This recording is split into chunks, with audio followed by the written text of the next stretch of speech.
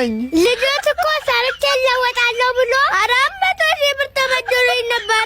ተበድሮት ነበር? እናጋለው ሰርቼ ለወጣለሁ ቢልም ያው ከሰረ። እድሩንም ሳይመልስ ሞተ። አይ መሞቱንስ ይሙት፣ ኩላሊቱን ብቻ ትቶኝ። ጋጀሶ እንጀራ በሙዝ ላይ ቅቤ በስጋ ላይ የአህያ ስጋ እየቀላቀሉ ኢትዮጵያ ሕዝብ ምን ያልበላው ነገር አለ ከዓለም ዋንጫ በስተቀር ነው። እማዬ ሰላም ዋልሽ? አሉንስ ውለናል። ማንጋታችንን እንጃ እንጂ። በቃ እማዬ ስለማመሽ አታስቢ። አሁን እኮ 30 ሞልቶሃል። ባትመለስም ደስ ይለኛል። እስኪ ማን አንድ ጥብስ የፈጠነ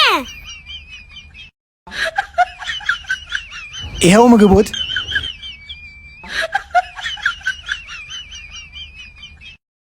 ፈጣሪ እኮ ሀብታሙንም ድሃውንም ያበላል። የዛሬው ብቻ ይለያል። ሂሳብ ይሄው ሂሳብ። የዛሬ ጥብሳችሁ ይለያል። አንድ ጥብስ 50 ብር ብቻ። የመንግስት ምግብ ቤት መሆን አለበት። ታሪክታቸው ያያደስ ፈጣሪ ሆይ እንጨት ተሸክሞ ገብቶ ነው በላኝ።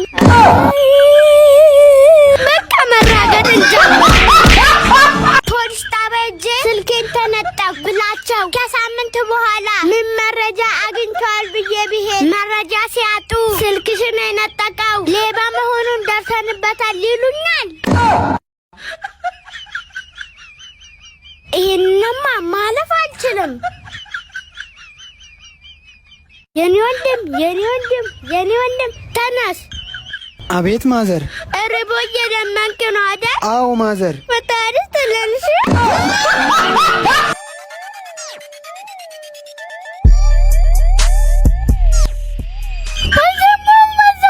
ሰው ነግሮኝ ነው። ተፈልጎ ነው። ኧረ ዝም አላችሁ አሟሙቁት። እኔ ምለው ምን ሆኖ ነው የሞተው? ሌቦች አምሽቶ ሲገባ እዚህ ሆዱ ላይ ወቅተው ገደሉት። ፈጣሪ ያተረፈው እንጂ። እንዴት? ኩላሊቱንም ወቅቶት ቢሆንስ ሞቷል ነበር። እስኪ ዶክተሮቹን ጠየቋቸው። እራት ይበላሉ? እኔ ምለው እራት ይበላሉ? ታዲያ ለምን መጣው? ዛሬማ የመጣውበትም ዓላማ አሳካለሁ። ችግር የለውም። 10 ሚሊዮን ብር ስጡትና ሁሉም እቃዎች ይግቡ። እሺ በቃ ቻው። ይቅርታ የ10 ሚሊዮን ብር ስለሆነብኝ ነው ያቆምኩት። አረ ችግር የለውም። ለ10 ሚሊዮን ብር ስራ 10 ዓመትን ቢቆም ማን ይከፋዋል? እሺ ተቀመጡ፣ ምሳም ብሉ። በመጀመሪያ የመጣውበትም ዓላማ ሳላሳካ አልቀመጥም። ሲቀጥል ደግሞ እርሶ ጥሩ ሰው ኖት። በዚህ ጊዜ ደግሞ ምሳ ብሉ የሚል ሰው አለ እንዴ? እንዴት አይባልም? አይ ጋሼ በዚህ ኑሮ ውድነትማ አፈር ብላ የሚል ሰው ራሱ እንደጋበዘ ነው የሚቆጠረው። ለመሆኑ የመጣሽበት ዓላማ ምንድን ነው? የመጣሁትም ዓላማ ለልጃችን እንዲሉ ነው። እኔ የምለው የልጁ መተዳደሪያ ማለቴ የወር ደሞዙ ስንት ነው? ልጁማ በወር 45 ሺህ ብር ያገኛል። እንዴ 45 ሺህ ብር ብቻ ነው የሚያገኘው? እኔ እኮ ለልጄ በወር ለሻይ ብዬ 40 ሺህ ብር ነው መሰጣት። አይ ጋሼ እናውቃለን እኮ እርሶ ከሚሰጡት 40 ሺህ ብር ደምረን እኮ ነው 45 ሺህ ብር ያልነው።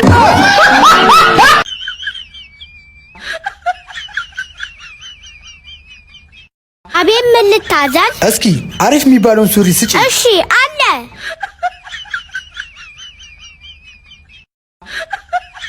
ልክ እንደኔ ቆንጆ ሱሪ። ዋው አሪፍ ሱሪ ነው። ዋጋው ግን ስንት ነው? ዋጋው የኢትዮጵያ 2,000 ብር። 2,000 ብር አውጥቼ ገዝቼ ሱሪ ላይ እንደፈሳለሁ። ለፈሱ አታስብ፣ መፍትሄው እኔ ጋር አለ።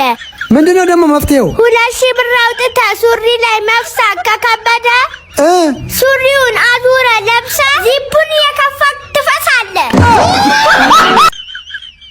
እኔ እኮ ይሄ ህዝብ እንደተጨካከነ ወኩት። እንደ ሬሳ ሳጥን ሻ ተቀምጦ እያለ አንድ አምቡላንስ የታመመ ሰው ጭኖ እየበረረ ሲያይ የሬሳ ሳጥን ሻጩ እዩት የሰው እንጀራ ሊዘጋ ሲሯሯጥ ያለ ጊዜ ነው።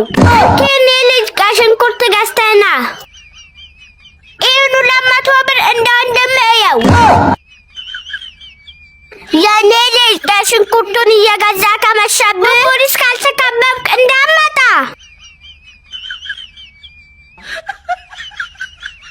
እማዬ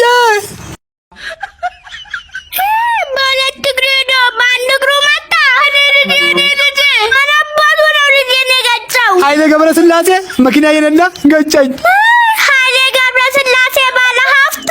አዎ። እሰይ እንኳንም ገጨ። እንዴ ለምን? አባት እኮ ነው። ኑሮ ቀንስ ኑሮ ቀንስ። ግን ኑሮ በፈጣሪ ሆነብህ ቀንስ። እማማ ዝናሽ እርሶ ጋር ቢጨንቀኝ መፍትሄ ፍለጋ ነው የመጣሁት። እኔም እማማ ዝናሽ ጋር መጥቶ መፍትሄ አላገኘ ሬሳ ብቻ ነው። መፍትሄን ታገኛለህ። ጉዳይን ንገረኝ፣ ጉዳይ እንዲፈታልህ። የታለ ያመጣክልን ስጦታ? ቆይ አንዴ ጠብቁኝ። ይኸው ኪንስታር የማይሰበር ብርጭቆ። የማይሰበር ብርጭቆ ነው ብለህ እኔም እማማ ዝናሽን ልሻውት ነው? ኪንስታር ብርጭቆ የማይሰበርና ጠንካራ ነው። ይኸው ካላመኑ እማማ ዝናሽ። አመንኩ። ወደ ጉዳይ ገባ። እማማ ዝናሽ ጉዳይ መጀመሪያ እኔ ዳቦ ቤት ነበረኝ፣ በጣምም ገበያ ነበረኝ። እሺ ከዛስ? ከዛማ አንድ የተረገመ አጠገቤ መጥቶ ዳቦ ቤት ከፈተና የኔን ገበያና ደንበኛ በሙሉ እሱ ወሰደብኝ። እና እማማ ዝናሽ የወሰደብኝን ደንበኞችን እንዴት አድርጌ ነው ወደ እኔ ማመጣቸው? ይሄማ ለኔ ቀላል ነገር ነው። እና ምን ላድርግ? የዳቦ ቤትህን ስም ቀይረው። ምን ብዬ? መግቢያው በዚህ ነው ብለህ። የኑሮ ውድነትማ በዚህ ከቀጠለ ወደፊት በቀን 3 የበሉ ሰዎች እየተፈለጉ ነው ሚዲያ ላይ የሚቀርቡት።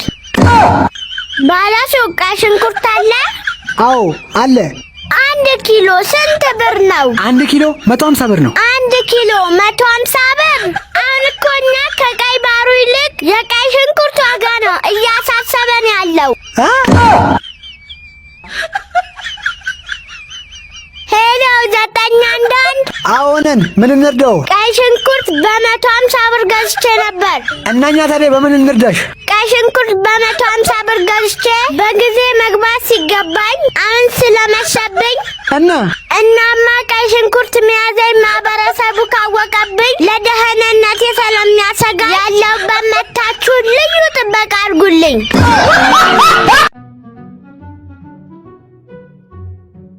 ባለሱቅ ቆይ ማዘር፣ አንድ ጊዜ እንብላ። እሺ ብሉ። ወይ ማዘር ሞት ይርሳኝ እንብላ። ወጣ በሉ ወደዚህ። አንዴ እንኳን እምቢ አይሉም እንዴ? የፈጣሪ አለ። እኚህማ ሕፃን ልጅ ራሱ ይውጣሉ። ብሉ እንጂ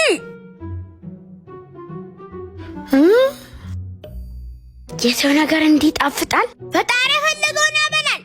ነግቢ። አረ ማዘር እያኘኩ በዚህ አበላላችሁማ ሃይፋይ ፊልም ይጨርሱብናል። ደብቀው። አረ ማዘር እንዳያንቆት። አታስቡ፣ ሃይፋይ እኮ እኔ ጋርም አለ።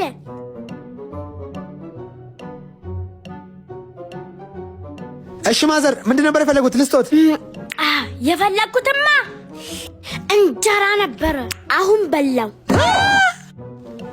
ተመስገን። ሄሎ፣ የምን ፓራስታሞን ነው የምትይው? ፓራስታሞን ከሀገሩ ጠፍቶ አይደል እንዴ? አዎ፣ የ12ኛ ክፍል ተማሪዎች ጨረሱት እኮ። አይ ትምህርት ሚኒስቴር ከአንድ ትምህርት ቤት 3 ተማሪ አልፏል ሲባል እንደፈራሁት ፈተና ተሰርቋል ይላል። እኮ ነው። በዚህ ጊዜማ ልጄን ለተማረ ካልሆነ ለማንም አልድርም። ሰላም አሉ እማማ ዝናሽ። ሰላም አሉ። ደህና ዋሉ። ሰላም ብያለሁ። አረፍ በል። የመጣሁበትንም ዓላማ ሳላሳካ አልቀመጥም። ምንድን ነው የመጣክበት ዓላማ? ተናገር። የመጣሁበትም ዓላማ ልጆትን ለልጃችንን እንዲሉን ነው። እሺ፣ ልጅ ማን ልጅ ነው? ልጁማ የጋሽ ጥጋቡ ልጅ ነው። የጋሽ ጥጋቡ ልጅማ ከሆነ ጥሩ ልጅ ነው። ዋናው ነገር ግን ትምህርት ላይ ነው። ትምህርት ተምሯል? ትምህርትማ የዘንድሮ የ12ኛ ክፍል ተማሪ ነው።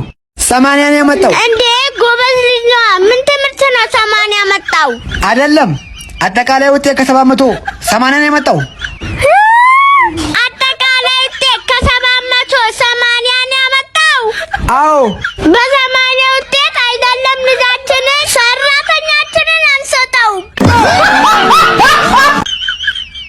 ይሄ ህዝብ እኮ በጣም ነው የሚገርመኝ። በችርቻሮ ዘይት እየኖረ ይዞራል። ጉድ እኮ ነው። እማዬ 12ኛ ክፍል ወደኩ። ወደኩኝ። አመጣጥ እኮ ከ600 በላይ ያመጣ ነው የምመስለው። እሺ ውጤትህን ንገረኝ። እንግሊዘኛ ስንት ነው ያመጣኸው?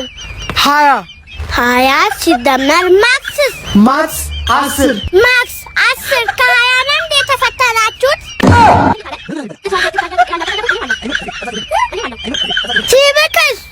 ሲቪክ 20 አጠቃላይ ተፈተንከው 7 ነው አይደል? አዎ። አጠቃላይ ውጤት ሲባዛ በ7 350 ብር። እድለኛ ነህ። 200 150 እንከኔ ልጅ። አይ የኔ እናት፣ ይሄ ደግሞ ምንድን ነው? ውርስ ነዋ። ሰላም ነው አለቃ። ምን ልታዘዝ? ምን አለ የሚበላ? ክትፎ አለ፣ ጥብስ አለ፣ ቅቅል አለ። ከፈለጉም እኔም አለው። እኔም ነው። እዚህ ቤት ጥብሳችሁ እንዴት ነው? አይ ጋሼ መታቅም ሰውን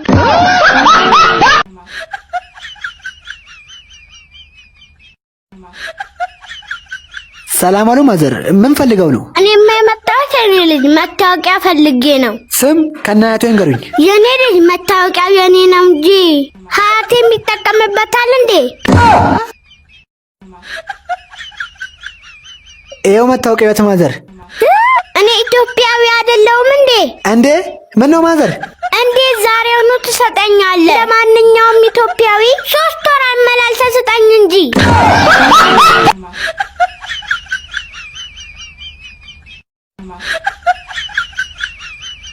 7 ሚሊዮን ብር አይደል? ክፈሉትና ይለፍ። ከበደ ደግሞ የምን ብድር ነው የሚለው? ሄዶ እዛ ከሚቹ አይበደርም እንዴ?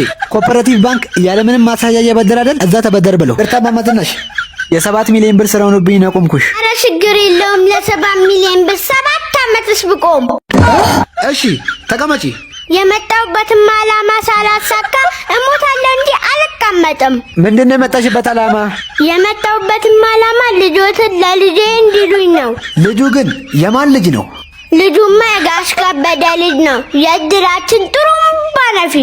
እንደውም የእርሶ ልጅ ካገባ እርሶ ሲሞቱ በነፃ ነው የሚነፉሉት። ለመሆኑ ልጁ ምን አለው? ስለሌለው መሰለኝ እርሶ ጋር መጣ ነው። አቶ ጋሽ ጥጋቡ ደህና ኖት? ተሻሎት? ፈጣሪ ይመስገን በጎ ነኝ። አይ ጋሽ ጥጋቡ በጣም ከመክሳታቸው የተነሳ አጥንቶች ሰውነቶች ላይ ይቆጠራል። እስኪ ጋሽ ይሄን ጁስ ቀመስ አድርጉበት። እሺ ማማ ዝናሽዬ፣ ውለታ መላሽ አድርገን። በጣም አመሰግናለሁ። አረ ጋሽ ጥጋቡ ዘገዩ እኮ ቶሎ በሉ።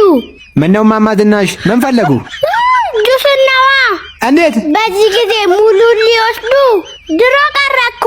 ኑሮ እኮ ጣራ ነክቷል። እኔ በዚህ ጁስ 5 ሰው ነው የምጠይቀው። ፉት አድርጉና መልሱልኝ።